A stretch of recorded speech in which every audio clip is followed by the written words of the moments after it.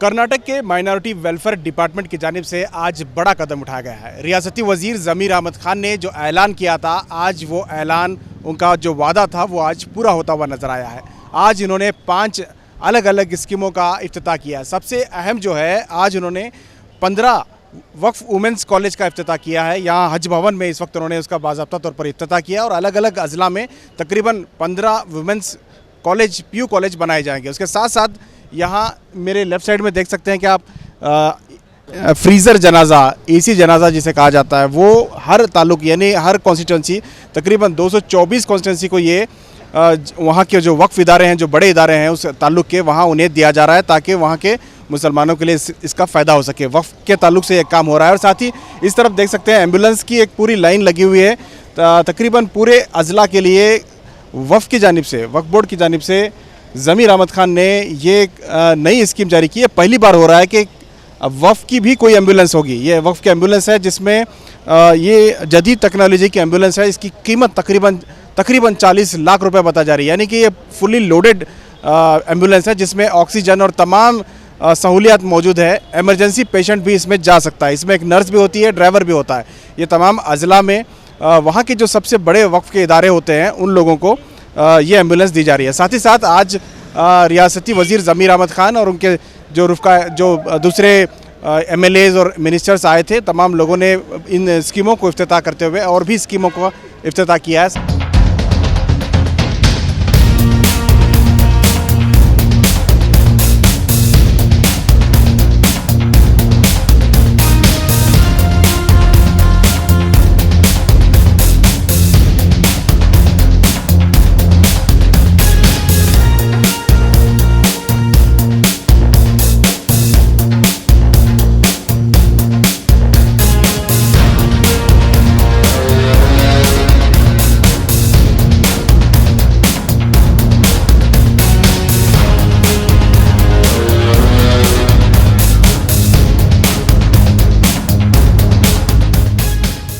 आज उन्होंने तकरीबन एक स्कॉलरशिप स्कीम का भी इफ्तिताह किया है जो डायरेक्टरेट ऑफ माइनॉरिटी के तहत स्कॉलरशिप चलती है।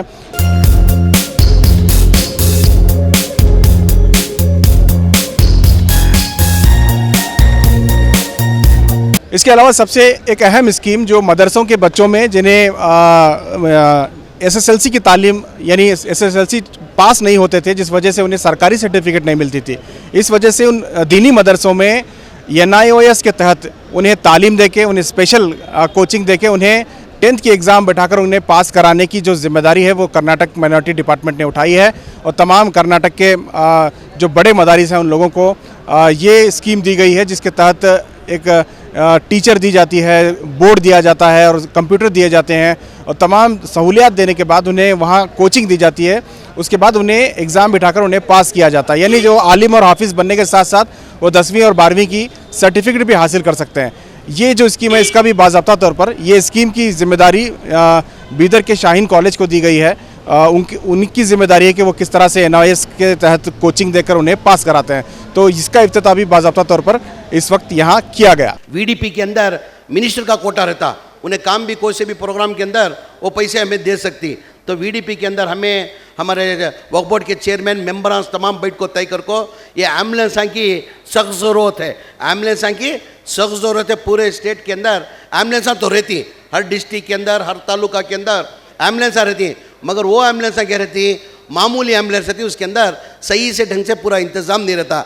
ये जो एम्बुलेंस है ये मामूली एम्बुलेंस नहीं है। इसकी कॉस्ट आपको 30.9 लाख रुपए इसकी कॉस्ट। अभी ये जो एम्बुलेंस दे रही उसके अंदर एक ECG रहता, आमेले ऑक्सीजन रहता, सिलेंडर रहता, यानी हर चीज़ का वेंटिलेटर, यानी हर चीज़ जो इमरजेंसी में जो अल्लाह बचाने वाला, मारने वाले से बचाने वाला बड़ा बोलती ना, अल्लाह बचाने वाला जद्दोजहद कोशिश हमें करना। तो हर चीज़ जो मैंने हॉस्पिटल के अंदर जो ICU रहता ना, वैसी ICU की एम्बुलेंस, ये एम्बुलेंस ये मामूली एम्बुलेंस नहीं है।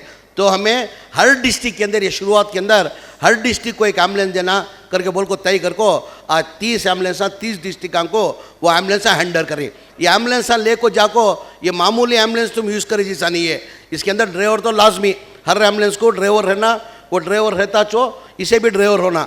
इसके साथ ये एम्बुलेंस को जो है कंपलसरी वो नर्स रहना। हमें हैंड ओवर जो है ना जिसने ट्रेनिंग कर को हमें हर एक उठा को एम्बुलेंस ऐसे दे रही नहीं, तो उसके वास्ते एक नर्स को अपॉइंट करना पड़ता। बगैर नर्स के नहीं कर सकते, क्योंकि तो उसके अंदर ऑक्सीजन रहना पड़ता, उसे ऑपरेट करना मामूली इंसान से नामुमकिन हो, वो नर्स से तो से आसानी होती। सो उसकी वजह से जितने भी एम्बुलेंस हैं वो एम्बुलेंस को नर्स को रखना बाकायदा ज़रूरी है।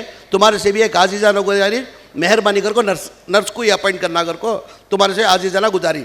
उसके साथ साथ में जो है फ्रीज़र, ये फ्रीज़र कई के वास्ते दे रही। सो ये फ्रीज़र जो है बहुत सी जगह मौता होगी तो उनके बच्चे जो है अब्रॉड में बाहर काम कर ले रहती, नहीं तो दूसरी जगह रहती, कलकत्ता, मुंबई, दिल्ली, कहाँ की एक जॉब कर ले रहती हैं। उन्हें आना का तो ज़रा वक्त लगता, 40 पर 8 घंटे वक्त लगता। जब तक एक दिन रखना को तो भी उनको ना मुश्किल हो जाता।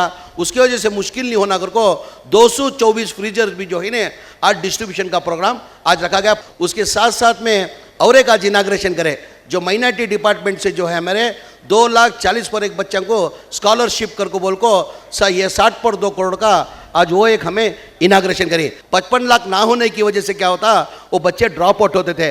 वैसे हमारे बच्चे ड्रॉप आउट नहीं होना कर को हमें क्या करे, एक नवी स्कीम ले लेकर को KMDC से उनको 5 लाख रुपए देना कर को तय कर को ये बार 1,300 बच्चों को डॉक्टर हमें KMDC से बना रही है हमें। और एक स्कीम जो मदरसे, जो हमारे मदरसे ही तमाम ही कर्नाटका के अंदर बहुत से मदरसे ही, उसके अंदर हमें क्या करें 100 मदरसे आइडेंटिफाई कर को, एक 100 मदरसे आइडेंटिफाई कर को 5,000 बच्चों को आइडेंटिफाई करिए। वो बच्चों को क्या हो गया, मदरसे के अंदर दीनी तालीम देते थे, दुनियाई तालीम नहीं देते थे। आज दुनियाई तालीम बहुत ज़रूरी है। आज बगैर इसके एजुकेशन के कुछ नहीं कर सकते। वहाँ उनको मदरसे के अंदर 2 टीचरों को हमें अपॉइंट कर को ही 200 टीचरों को एडिशनल लिए मदरसे के वास्ते कर को ये पहली बार ये 200 टीचर। एजुकेशन के अंदर क्या 3 सीढ़ियाँ रहती हैं। पहली सीढ़ी को सी 7वीं क्लास उन्हें पास हुआ तो उन्हें एक सीढ़ी चढ़े सरका, दूसरी सीढ़ी को सी SLC पास हुआ तो उन्हें दूसरी सीढ़ी चढ़े सरका, तीसरी सीढ़ी को सी PU सेकेंड ईयर पास कराया तो क्या होता उसकी तीसरी सीढ़ी चढ़े सरका, उन्हें उसके बाद काम भी जा सकता। हमें 100 का मदरसे आइडेंटिफाई कर को ये साल के अंदर अब इनाग्रेशन कर को उनके जो ये ही पूरा हैंड ओवर कर को ही ये साल के अंदर 5,000 बच्चों को SLC पास करने की जद्दोजहद हमें कोशिश करें। मैं आज ये कहना चाहूँगा, आज का जो प्रोग्राम है इसमें आप लोग देख सकते हैं वो एजुकेशन में आप लोग बहुत पीछे हैं। जो भी स्कीम आप लेकर आएंगे वो उसमें पहले एजुकेशन में स्कीम ज़्यादा से ज़्यादा लेकर आना चाहिए। यही वजह है कि आज ज़मीर अहमद साहब के 5 प्रोग्राम के अंदर आप देख लें 15 कॉलेजेस PU कॉलेजेस लड़कियों के लिए खोला गया है। आदमी को काम करने के लिए सही और सच्ची अगर नीयत होती है तो वो नए नए प्रोग्राम्स लेकर आता है। वही एक आपके सामने जनाब BZ ज़मीर अहमद साहब बैठे हुए हैं, उनके अंदर एक नई सोच है, नया तरीक़ा है, सही नीयत है, इसलिए अल्लाह ताला भी आपको बहुत बड़ी कामयाबी दे रहा है। तकरीबन 8-10 दिन पहले जनाब ज़मीर अहमद साहब सुरेश के साथ और DK शिव कुमार हमारे जो डिप्टी चीफ मिनिस्टर हैं उनके साथ चन्नपटना गए हुए थे। चन्नपटना में 8 एकड़ ज़मीन जो दरगाह की ज़मीन थी, वो ज़मीन में साइट्स बनाकर डिस्ट्रीब्यूट करने का प्रोग्राम था। मगर उन्होंने जब देखा कि भाई ये जगह जो है चन्नपटना सिटी के अंदर है, अगर साइट बनाएंगे 8 एकड़ में, 1 एकड़ में अगर 20 साइट बनती है तो 8 एकड़ में तकरीबन 160 साइट बनेगी। उसके बजाय अगर हम अपार्टमेंट्स बनेंगे तो तकरीबन 1,200 अपार्टमेंट बन सकते हैं, तो 1,200 फैमिलीज़ को अपार्टमेंट दे सकते हैं। ये सूच उनको वहाँ पर ही आई कि भाई हम साइट नहीं देंगे, हम घर बना के देंगे। यहाँ अगर एक चीज़ हो तो हम बोल पाएंगे कि ये चीज़ है और इसको हम पेश कर रहे हैं, लेकिन यहाँ चीज़ों की क़तार है, स्कीमों की क़तार है कि माशाअल्लाह हमारे हर दिल अज़ीज़ इज़्ज़त माब BZ ज़मीर अहमद ख़ान साहब, जिनके पास एक नहीं 3 मिनिस्ट्री हैं, और उसका पूरा हक़ अदा करते हुए आपने चामराजपेट हल्के के सिलसिले में ये कहा था कि आपके इस सपूत को मौका दें कि सिर्फ चामराजपेट हल्के ही की खिदमत न करो, बल्कि पूरी रियासत के तमाम हमारे यहाँ रहने वाले चाहे वो मुसलमान हो, चाहे वो सिख हो, चाहे वो ईसाई हो, चाहे वो बुद्ध मज़हब के हों, चाहे हमारे हिंदू भाई हों, उन सब की खिदमत करता रहूं। आप अपने किए हुए उस वादों को पूरा करते हुए वक्फ बोर्ड की तारीख में, माइनॉरिटी मिनिस्ट्री की तारीख में जो काम अब तक नहीं हुआ था, वो काम मोहतरम बीजेड ज़मीर अहमद खान साहब ने करके दिखाया है। ज़मीर अहमद खान साहब ये ना समझें कि वो सिर्फ एक मिनिस्टर हैं, वो 3-3 डिपार्टमेंट के 3-3 शोबों के मिनिस्टर हैं, बल्कि हम बीजेड ज़मीर अहमद खान साहब के लिए कहते हुए फख्र महसूस करते हैं कि जनाब बीजेड ज़मीर अहमद खान साहब सूबा कर्नाटका में एक तारीख बना करके पूरे इंडिया के लिए आपके डिपार्टमेंट को मिसाल के तौर पर पेश कर रहे हैं। हमारी कांग्रेस सरकार आने के बाद, सिद्धरामैया जी चीफ मिनिस्टर बनने के बाद, हमारे डिप्टी सीएम डीके शिवकुमार जी बनने के बाद ज़मीर भाई और सभी हमारे माइनॉरिटी के लीडर मुख्यमंत्री सिद्धरामैया जी से जाके लड़के इतना बजट जो लास्ट टाइम 10% था उसको उठा के फिर 90% करना ये इजी बात नहीं था। तो बहुत ही ज़मीर भाई की कोशिश रही कि फिर से जितने भी नए स्कीम्स, पुराने स्कीम्स पूरे लागू होने के लिए, ख़ासतौर जो 5 इश्यूज़ पे जो हमारे उन्होंने ब्रीफ किया था हमारे सीईओ साहब जिलानी साहब, काबिल तारीफ़ है। मैं मुबारकबाद देना चाहता हूँ ज़मीर खान साहब को कि उन्होंने सारे लोगों से मिल के बात करके इस प्रोग्राम को ऑर्गेनाइज़ किए हैं, और ख़ासतौर मदरसा, कॉलेजेस, एम्बुलेंस, फ्रीज़र्स और स्कॉलरशिप के बारे में पूरी तरह मिनिस्टर साहब बोलेंगे। मैं दोबारा ज़मीर साहब को और रहीम खान साहब को, सारे जो हमारे जो कायदीन हैं, सियासी कायदीन और उलमा इकराम और जो ऑफिसर्स, उनको मैं मुबारकबाद देते हुए मेरी बात ख़त्म करता हूँ। अस्सलाम वालेकुम। मुझे सबसे बड़ी खुशी इस बात की हो रही है कि लड़कियों के लिए पीयू कॉलेज जो ज़मीर अहमद साहब और वक्फ बोर्ड से किया जा रहा है, ये सबसे बड़ी औरतों की तरफ से, सारी रियासत कर्नाटक की मुस्लिम औरतों की तरफ से आपका शुक्रिया अदा करना चाहती हूँ। ಕರ್ನಾಟಕ ರಾಜ್ಯದಲ್ಲಿ ಅಲ್ಲ, ಇಡೀ ನಮ್ಮ ದೇಶದಲ್ಲಿ ಕರ್ನಾಟಕ ರಾಜ್ಯ ವಕ್ಫ್ ಮಂಡಳಿಯಲ್ಲಿ ಇಂಥ ಒಂದು ಅಭಿವೃದ್ಧಿ ಕಾರ್ಯಕ್ರಮಗಳು ಆಗಿರುವಂತಂದ್ರೆ ನಮ್ಮ ಬಿಜೆಡ್ ಜಮೀರ್ ಅಹಮದ್ ಸಾಹೇಬರವರ ವಕ್ಫ್ ಸಚಿವರ ಅಧ್ಯಕ್ಷತೆ ಅಂತೇಳಿ ಸಂದರ್ಭದಲ್ಲಿ ಹೇಳಲಿಕ್ಕೆ ಬಯಸ್ತಾ ಇದ್ದೇನೆ ಬಂಧುಗಳೇ। आज 5 नए schemes government of Karnataka, ministry of minority affairs और वक्फ बोर्ड की तरफ से अनाउंस किए गए हैं। खासकर जो 15 कॉलेजेस लड़कियों के लिए जो खोले गए हैं, ये तो मुझे लगता है कि ये बहुत ही एक तारीखी स्टेप है। उसके अलावा स्कॉलरशिप्स अनाउंस किए गए हैं, फ्रीज़र्स पूरे असेंबली कॉन्स्टिट्यूंसीज़ में दे रहे हैं, 224 कॉन्स्टिट्यूंसीज़ में दे रहे हैं।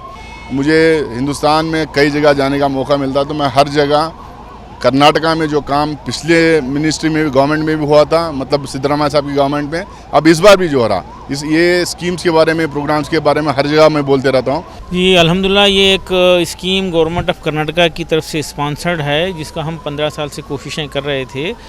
दीनी मदारिस में दीनी तालीम के साथ साथ असरी तालीम की शमूलियत, जिसके ऊपर गुज़िश्ता 40-50 साल से उलमा इकराम गुफ्तगू कर रहे हैं।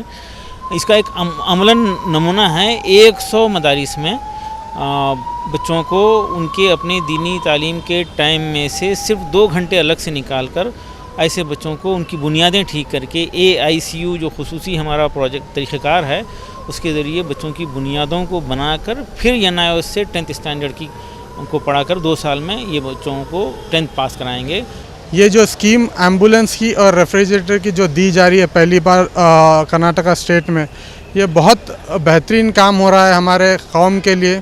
कि आप देखेंगे गांव देहातों में जहाँ पे है फैसिलिटीज़ नहीं है उतने, ये जो बॉडी फ्रीज करने के लिए जो रेफ्रिजरेटर दिए जा रहे हैं हर तालुके में, तो उन गरीब लोगों की दुआएं और सभी लोगों के जो दुआएं हैं मिनिस्टर साहब के साथ है। हम बीदर डिस्ट्रिक्ट की तरफ से उनका बहुत बहुत शुक्रिया अदा करते हैं। बहुत बहुत शुक्रिया सर। ये इतिहास के फर्स्ट है हमारे बागलकोट के अंजुमन रिफायम संस्था को, फिर एम्बुलेंस भी दिए, फिर मैं एक 15 कॉलेज में फर्स्ट हमारा बागलकोट जिले को एक कॉलेज भी दिया है।